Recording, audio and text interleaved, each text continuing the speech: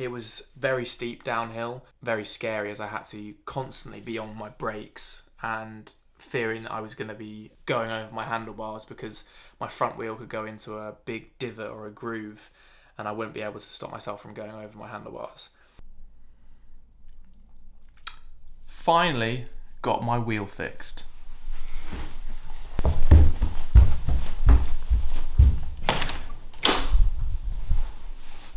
Oh yeah. No warping on this baby. Today should be a good day because I have work for 3 hours this afternoon, starting in 50 minutes. It then finishes early because we are having the new food menu tasting session. If you know, you know. All hospitality workers will know. And then after work, I'm going with a co-worker to go and play football, five-a-side, for the first time in like a year. Apart from 11-a-side in Australia, I haven't played five-a-side in years. So yeah, I'm really excited for that.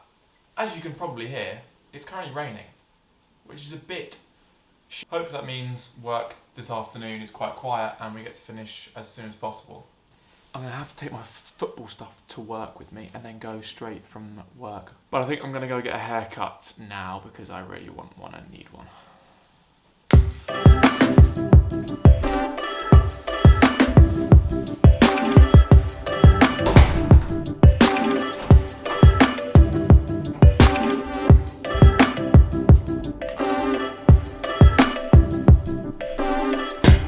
That wheel took me 1,300 kilometers across the entire length of France. I want to show you the wheel and tell you a story about the toughest day of my bike ride.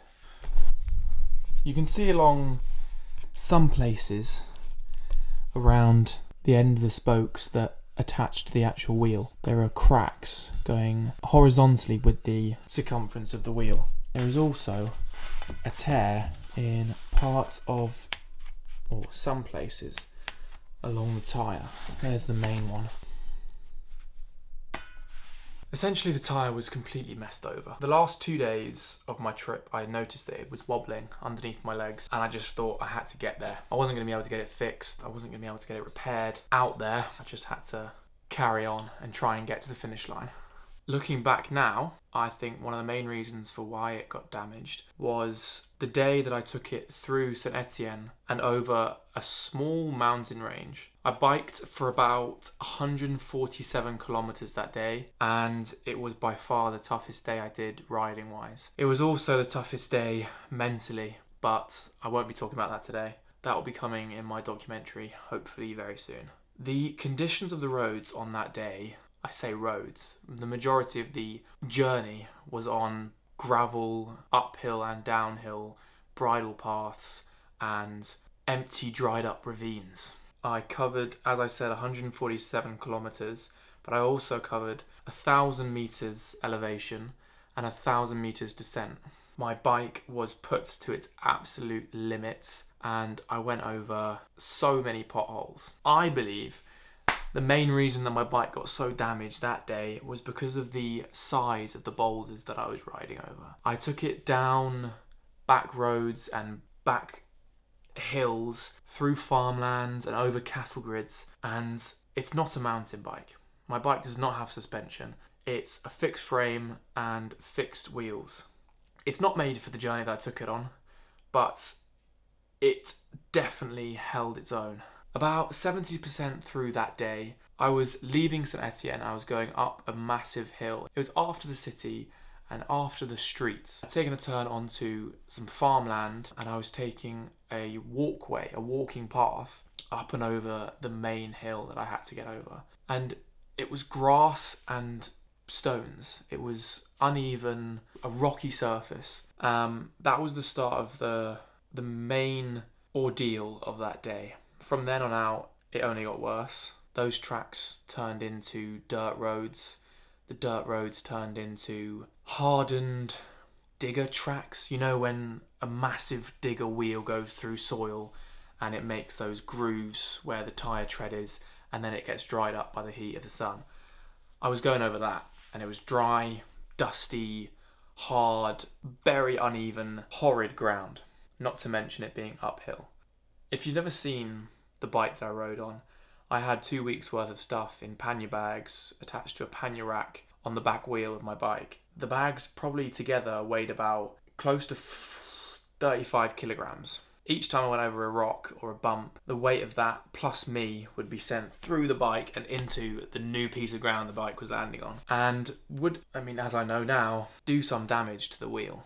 It was not after about 90% into the journey, when it was starting to go dark and I was slowly approaching the town I was camping in that night, that I turned onto finally what I thought was the long straight into the town. I was about 20 minutes on that road, cruising down the hills. It was beautifully flat and steady and fast, and I was zooming through these windy streets of France, through just trees and farmland. I then realised I had to turn back onto a dirt road that took me basically, as the crow flies, a direct line towards my campsite. But that road was definitely not a straight, flat car road. It was what I can only describe as if someone was to pave a path and then go along with it with a massive mallet and mash all the concrete up, along with some chucked in boulders. It was very steep downhill, very scary, as I had to constantly be on my brakes and fearing that I was going to be going over my handlebars because my front wheel could go into a big divot or a groove and I wouldn't be able to stop myself from going over my handlebars. On that section of the road, my tyre took probably its biggest hit when I went over a flat part of ground with my front tyre to the right of a big boulder and then turned left after the boulder with my back tyre still to go over that bit of ground, and it went directly over the boulder, jumped up and went slamming into the ground after the boulder, and I put every bit of my weight unintentionally through the back wheel, and my pannier bags sort of dislodged and came loose from my pannier rack, and I heard a significantly loud crack and thud of my entire bike. The frame shuddered. That was definitely the moment I think back to if I try and pinpoint the moment my back wheel broke.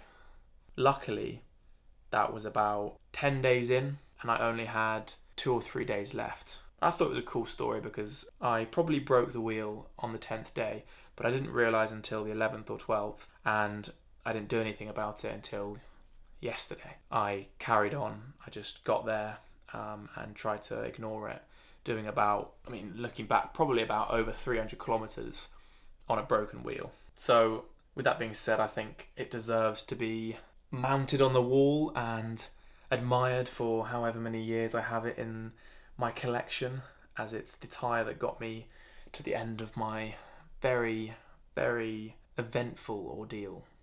It is currently 10:30 at night. I haven't filmed much today, but I wanted to tell you guys that story because I thought it was quite a good story. Thank you for watching. I also hope you like my new haircut. I got it done just before work. I will love you and leave you. Thanks for watching once again. Ciao.